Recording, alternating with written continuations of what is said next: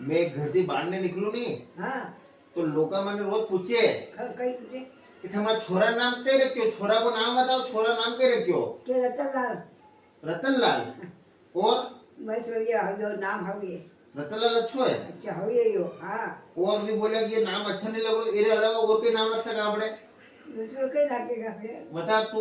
मैं किधर भाई ने पूछी नहीं बताऊंगा। कल लक्ष्मण है लक्ष्मण है हाँ और रतनलाल। नंदू भी है नंदू रख सका, मांगू भी है मांगू भी रख सका। तब मैंने जो लागे नहीं तो मुकम करो क्यों करे कौन तो नहीं, मैं थारो क्यों करूंगा? तू बोलता कई नाम रखना, लोग पूछ रहा, मैं ताना नहीं रहा न्यू कही ना कही कही कि तुम्हारा छोरा और नाम ही रखियो अत्र दिन में कि अभी तक ने कई नाम तो रखो छोरा को। तो क्या तो नंदू नंदू हाँ और इनके मांगू मांगू, हाँ इनके लक्ष्मण लक्ष्मण, हाँ इनके रतन रतन